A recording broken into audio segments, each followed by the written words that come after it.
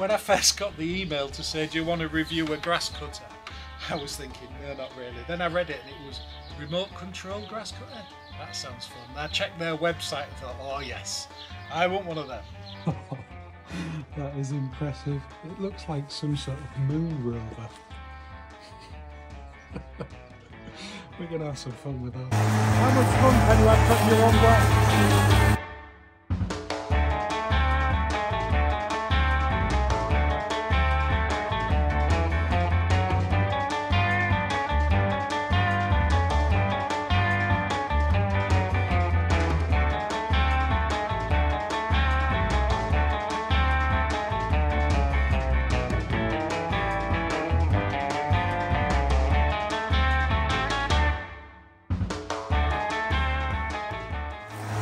How much fun can you have cutting your own grass? Considering what this was like a couple of days ago, this is the third time I've been over this. And the first time I've been over it with a basket on the back. And we're now getting rid of some of the long bits and picking up all the dead grass.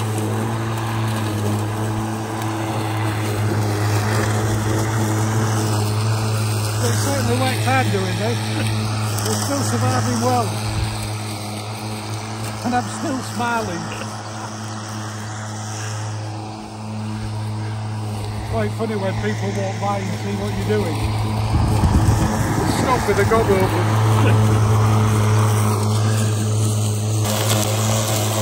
It certainly catches plenty of grass. Look at that. But it was still going.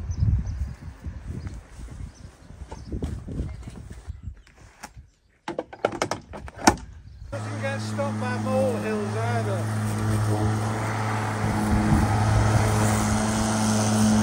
And it's good on a hill, even with a basket on.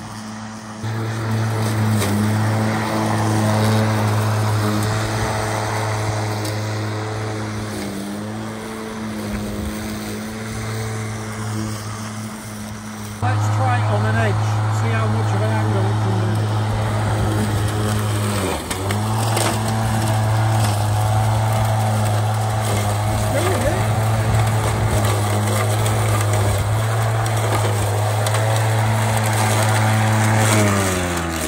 Was that a little bit too far? Yeah, one of the sensors has triggered.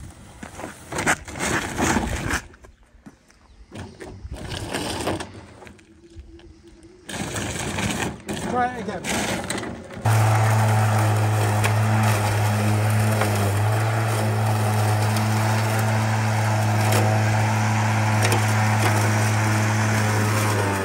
And it does say on here the tilt sensor's gone off.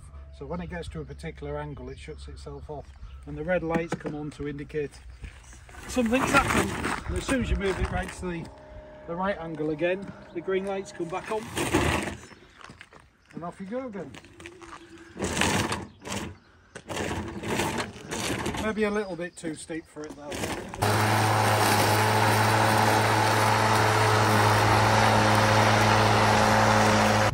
Well, we know its limits anyhow.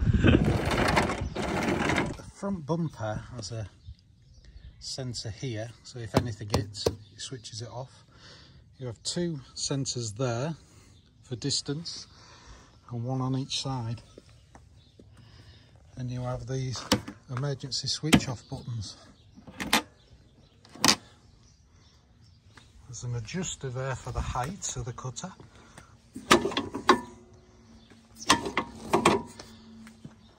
5 different settings. This lifts up and there is a basket that fits on there, and there's a piece that fits on there as well if you're using it as like a vacuum.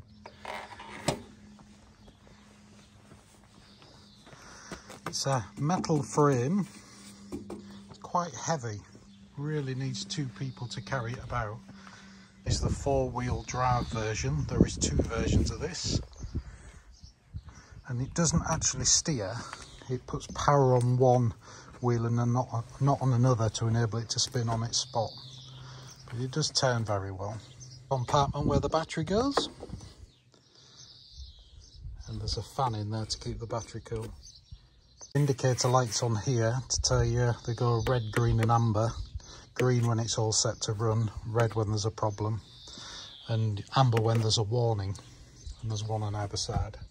It just fits in there, and there's a lock to lock it in place, and that's where the connector fits. Just pushes in there. That's just a lever to pull it out.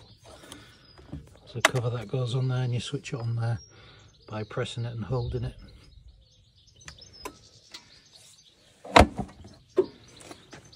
Remote control is easy to use. On and off button, emergency stop. This is the speed of the mower, so tortoise to full speed. This is the manual and smart cutting switch, and if you have it on manual you can adjust it from slow, medium and fast. C1 clears any faults, or if the sensors pick anything up you press that. On the display here it gives you information if you've switched the sensors off, or if there's a problem, or if it's telling you it's out of range or something. This one here moves it left to right, and this one here moves it backwards and forwards. And then you can set it to cut a straight line, and then you can press that and it'll spin round that way, or press that one, it'll spin round the other way. And you can, these two buttons on here, you press those two together to start the blade cutting, and you need to keep at least one of those pressed all the time to keep the blade running. If you take your fingers off, it's a safe device and it stops straight away. And that's where you charge it. Power for this, I've only ever charged it once, and I've used the unit quite a few times now, so it lasts a while.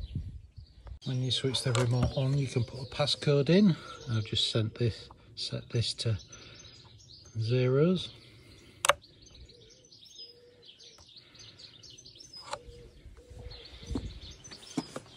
These colours change for when it's ready, so it's going through its setup phase at the moment. There it is with the green lights on to show it's ready to go. And the remote control, I've got the sensors set off at the moment, so it's telling me all the sensors are set off. And that's the power of the battery, and the power of the actual remote control is indicated on there as well. So that drives the blade, and there's some filters inside these rubber caps that you need to clean, just to keep the dust out of it, stop it overheating. With a collection basket on, you can buy an accessory that motorises this to lift it up and dump the grass out, so you can drive it to an area and dump the grass out. I haven't got that, but it's easy to fit. It just clips on that bar and collects the grass at the bottom. I did take this cover off to see if there's any switches or anything in there, but it's just blank. There's nothing underneath there. Massive blade in there, which I think is 21 inches. To clean inside where the blade is, you can actually push a nose pipe on there and start it up with the water running through there and the blade spinning to clean it inside the blade cutter. I think it'd be really useful for edges like this, where it's difficult to get to. Then you maybe have to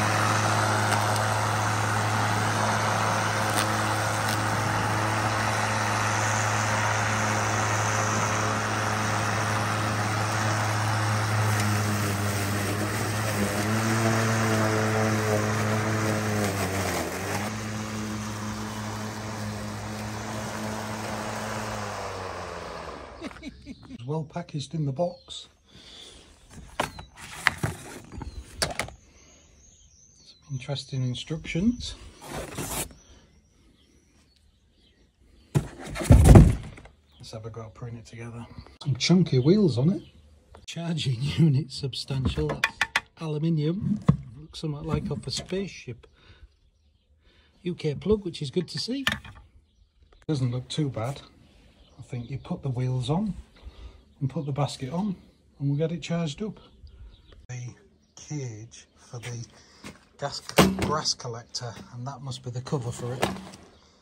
It's the remote control with a spanner and a couple of Allen keys. Bag of screws to screw the wheels on all those holes, and I think that's basically the assembly apart from the grass cutter collection cage. Hell of a battery in it. Let's get that charged up. That's it on charge. Indicators there how much power's in. And now it's charging. fan to keep it cool. It all looks extremely well made. Put the wheels on, I've put it on this little wall to make it easier. So the main bit of the assemble is all these little screws, which would take forever to put in with an Allen key. I've managed to put one in a screwdriver, electric screwdriver. These are your tyres, that sits in there, that fits on there, and then you put all the screws in, like so, to hold it in place. This may take some time.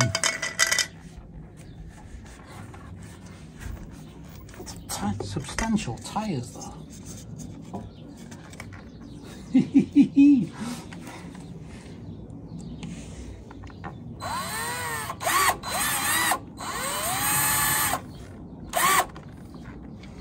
them lined up is going to be the key.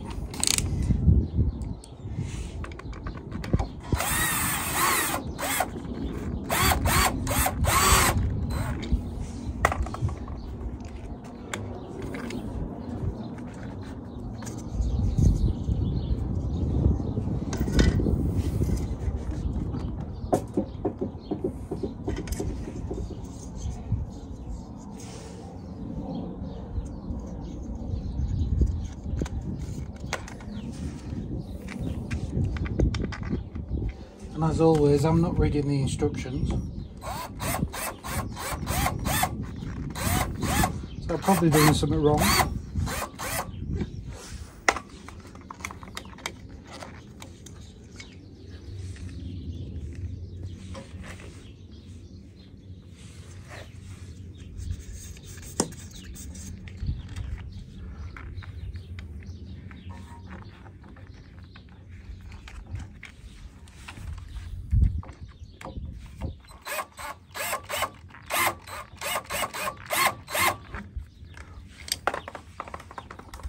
Really difficult to line up.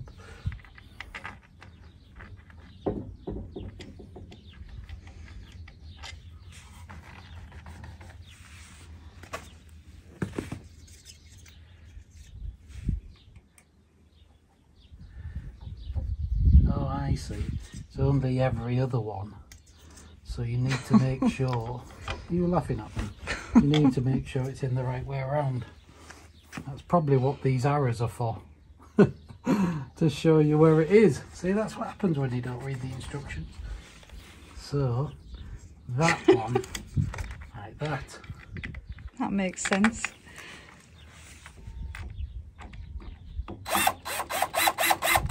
See, got there in the end. Experiential learning, that's called. Or a typical man that can't be bothered to read the instructions. Yeah. Right, I'll get on with the other 4 million screws. To see, get some extra screws, and these little screws here, this bit fits on there, screws into those holes pre-drilled. Let's get out that one now. So I've been using this now for about a couple of weeks, and I've really put it through its paces. The grass you've seen me with the where the telephone box is, that was probably about 20 inches long. And it cut through that no problem whatsoever. It's very industrial, I think, is the word I want to use. So if you've got a small garden, this is heavy, so you're going to need 2 people to carry it to where you're going to use it. Luckily enough, I can drive this around here where I'm cutting grass, so I don't have to carry it. But if you had a wall you had to get it over or something like that, you need 2 people really to move it about, because it is a considerable piece of kit and it is quite heavy. So if you've got a small garden, you probably don't really need this unless you want an excuse to have a toy. The sensors on it are extremely sensitive, so anybody that walks by the side of it, a dog running by, a bush, a wall or anything, it will stop and it will give you a caution. But you can switch all those off. If you go into the remote control settings, you can switch all those sensors off and it will basically go anywhere and do anything. And you obviously got to be careful when you're running it like that, but it is really a good way of doing it if you've got lots of things around your garden that the sensors are going to pick up. I can see why the sensors are on, and if you've got a big open piece of grass, you know, like a lawn, and you're just on that and something runs out in front of it, it will stop, particularly if you sat on the bench watching it going ahead. But generally speaking, there's a lot of things in a garden that these sensors pick up and it keeps stopping. So having the opportunity to switch all those sensors off is really good. It does come with an app. It only works on an Android phone at the moment, but they may well be changing it to Apple as well. But the app is very useful because you link your remote control and the grass cutter to the app, and you can do any software updates. You can look at any information that's on there, any faults or anything else. And that's how you get the updates from the manufacturer to update the unit. So I really like that function to being on there as well, because undoubtedly things will change on this and we'll modify things as it goes along, and having that opportunity to update those things through an app is very, very good. Not really very useful in a small garden, but if you've got a decent lawn, even if it's on a hill, this does some amazing hills. These are not over chunky tyres. I think the first design of these had some really chunky tyres on, but it was churning up the grass because it turns so quick. So I think these tyres are a good compromise. It's really good in rugged territory, so if you're trying to cut brambles down and nettles down and somewhere you don't really want to get into, you can almost deploy this. It's almost like one of them robots you go and destroy a bomb with or a moonwalker. You can send it into areas and cut it. You've obviously got to be careful there's no rocks and things underneath that are going to damage the blade. I do like it, there's a sensor on the blade as well, so there must be some sort of torque sensor on the blade. It must read if there's a power being dragged on the blade when it gets stuck in long grass or deep weeds, and that stops the blade. You just move it out of the way and you press the buttons and it starts again, which is good. It means you're not going to damage and burn the motor out. The battery is very good quality. There's two batteries. This one that come with it here is the 56 volt 18 amp hour, but they're lithium phosphate batteries, so they're very good quality batteries. So in relation to cycles, how many decharge and charges, we normally say with a lithium phosphate battery, if you charge it and decharge it every day, you'll get about 10 years out of it before it drops to 80% capacity. Now you're not going to be cutting your grass unless you use it as a business every day, so that battery is going to last you a hell of a long time. It's a good quality battery they've fitted into it, as are the rest of the features on this. There are other things you can buy for this. You can buy different blades, you can mulch the grass, you can pick up leads. There's like a vacuum cleaner unit that fits to it. They didn't send me any of those things, so I haven't showed them, but if you look on the website they're all identified on there. There are two versions. This is the 4-wheel drive version, and they do a 2-wheel drive version as well. Obviously they're cheaper, but it's been very well thought out, and it's very, very robust. I can see this lasting a long period of time, and if you did have a problem with it, it looks relatively easy to take apart and solve. So it looks easy to get to the motor, it looks easy to take the blade off, the control panels inside this look easy to swap. So if there was a fault on it and you had to get a replacement part, it looks like it's easy to do.